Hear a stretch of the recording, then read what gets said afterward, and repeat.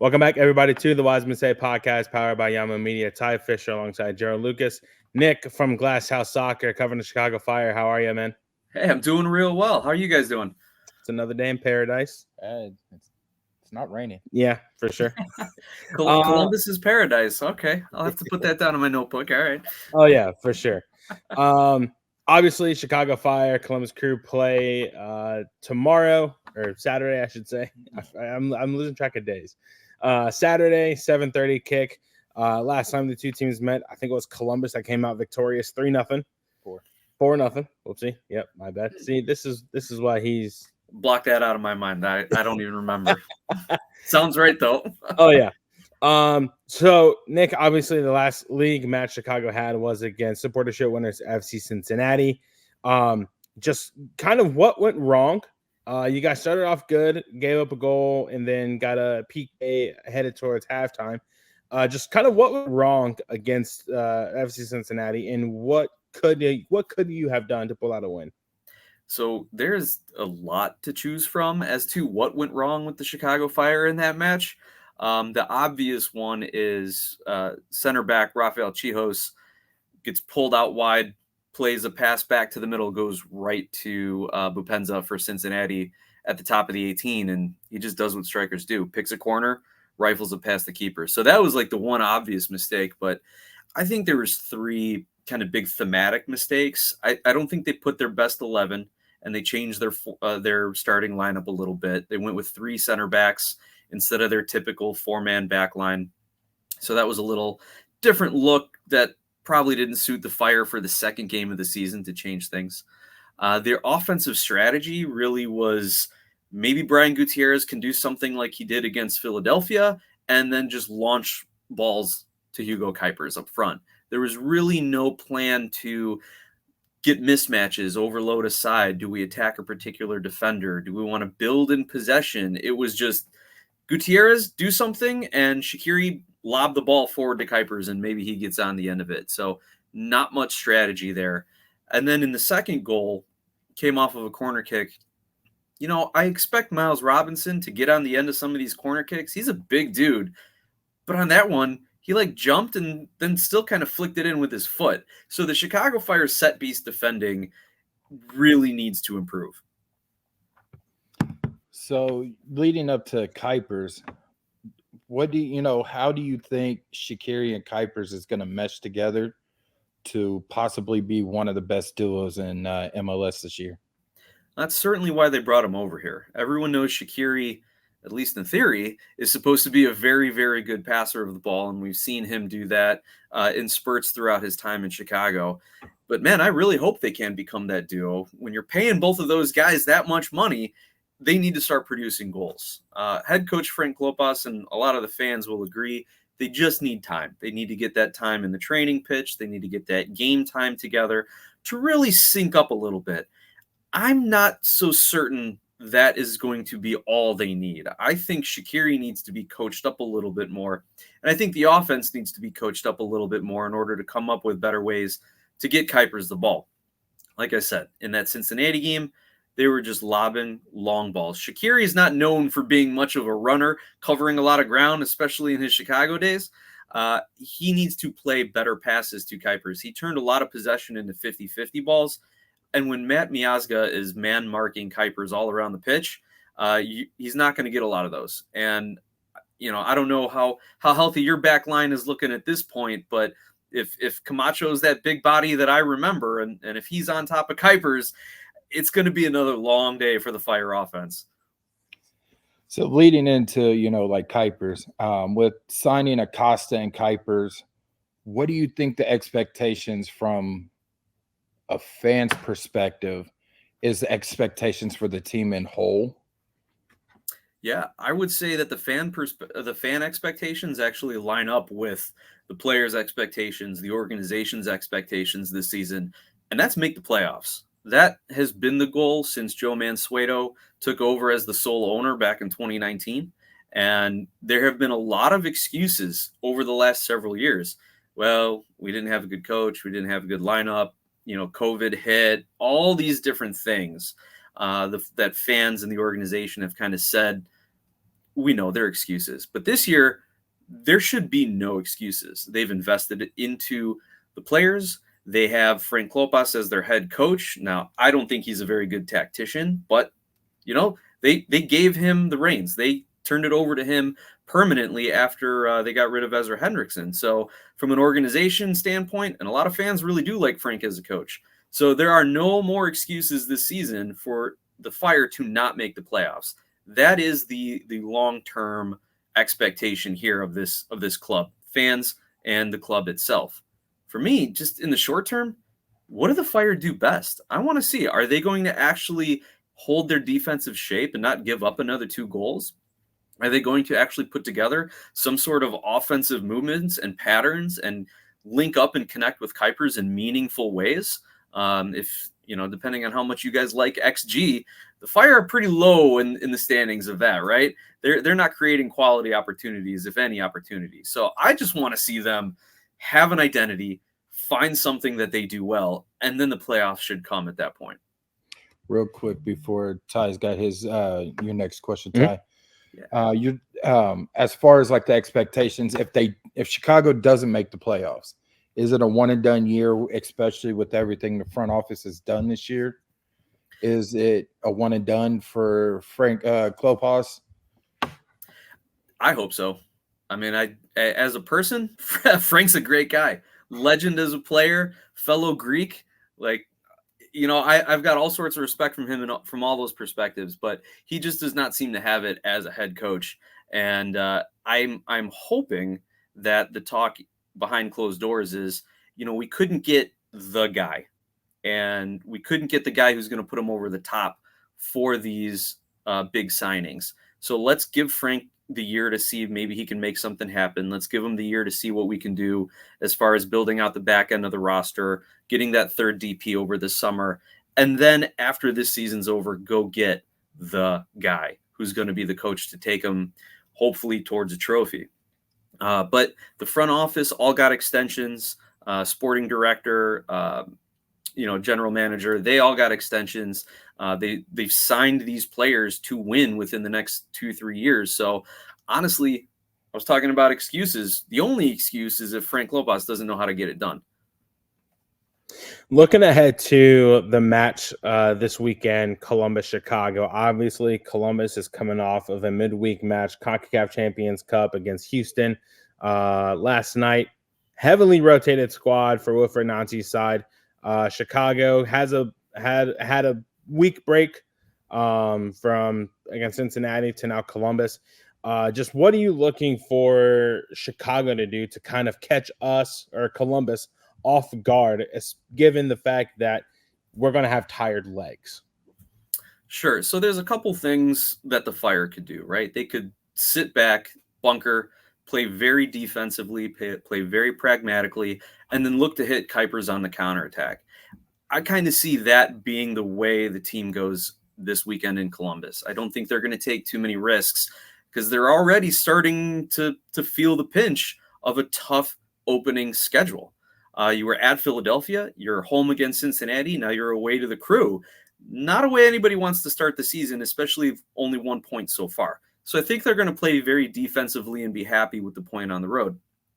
On the flip side, knowing that Columbus did have that midweek game and knowing that Frank wanted to play very attacking style against Cincinnati, maybe he just throws caution to the wind. And you see a dual striker setup with Kuipers and Tom Barlow, the former Red Bull just energy guy pressing everyone. And maybe you do try to force Columbus into some early mistakes, some early subs and tired legs.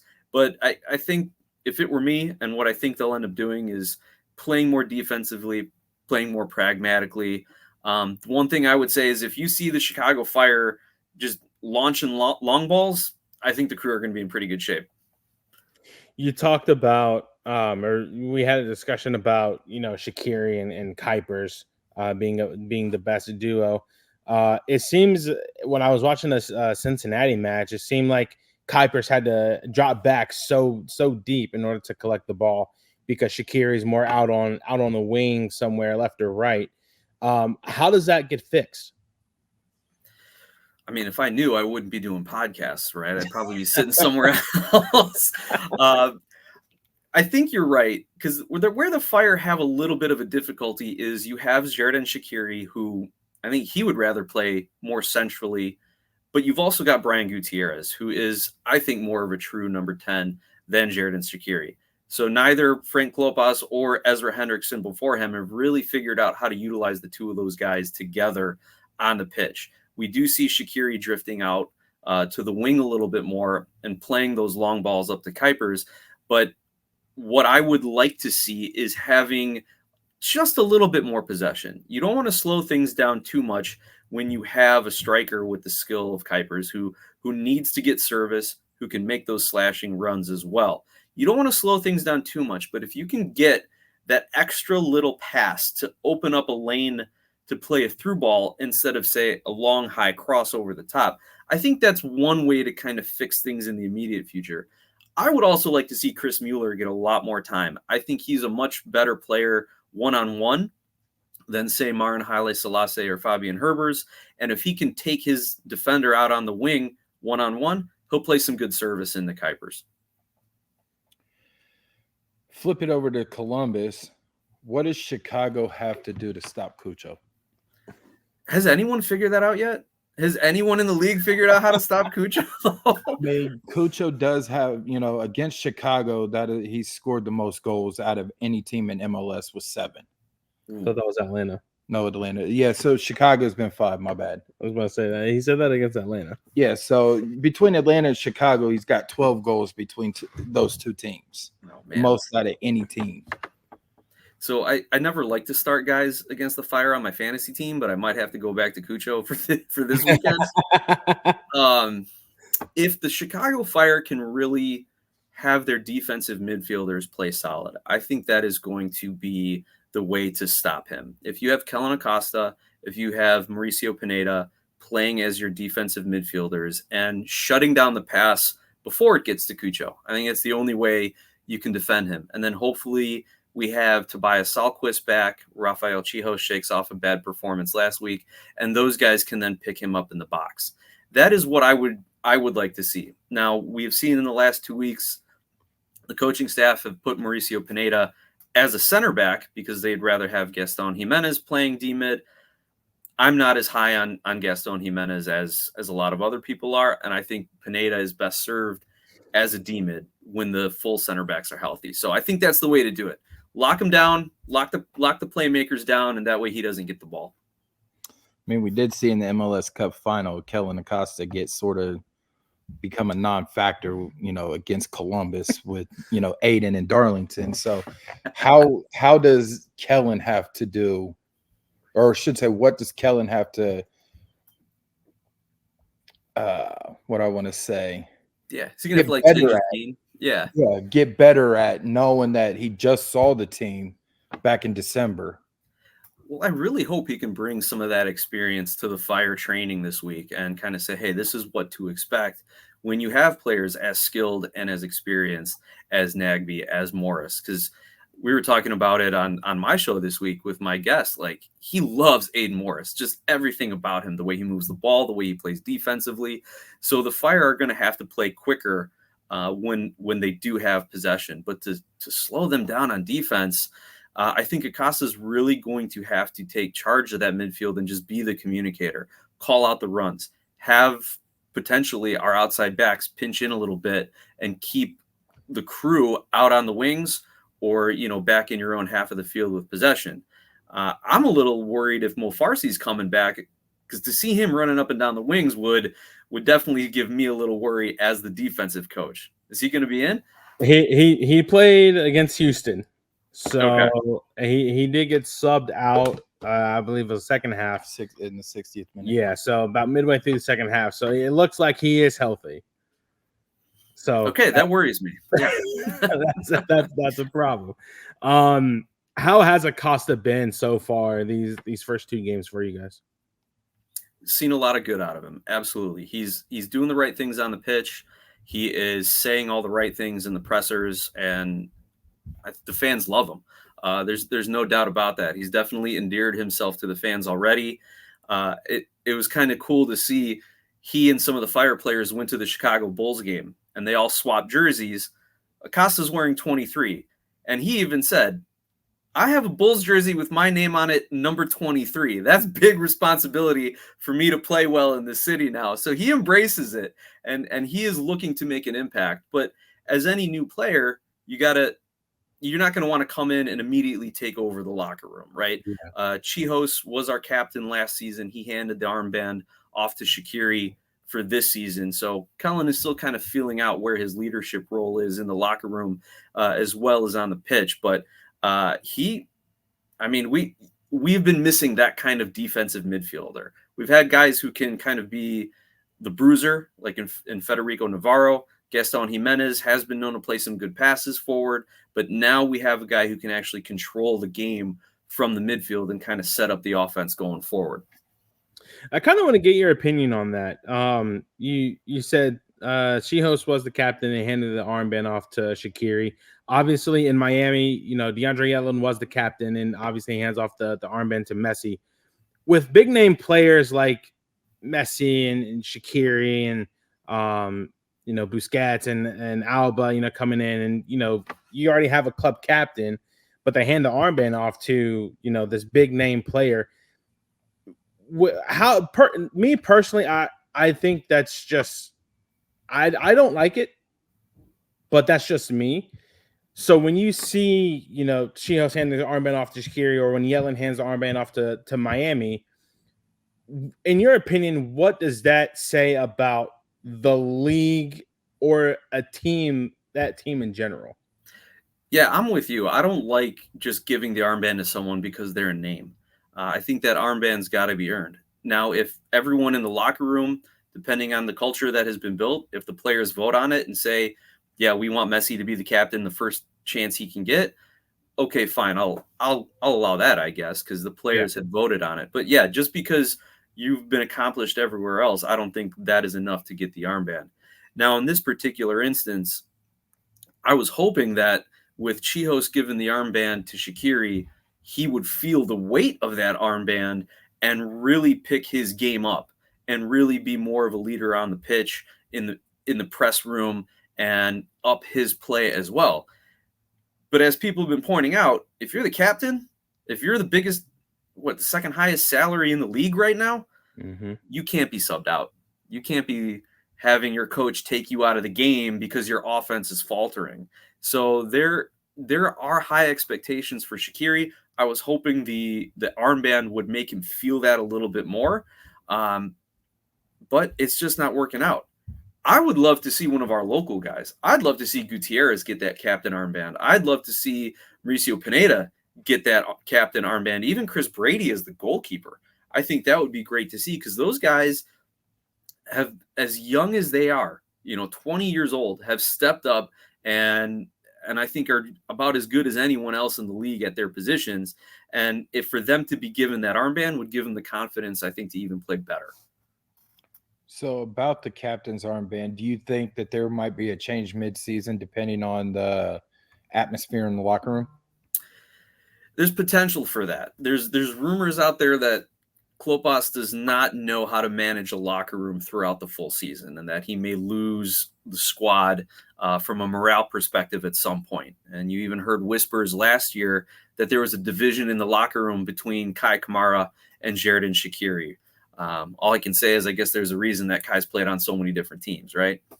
So if we have that, if we have that division, and if we are not getting results, it wouldn't surprise me if there was either a injury to Xherdan Shaqiri where he couldn't play a game and the armband gets passed and then just stays with another player.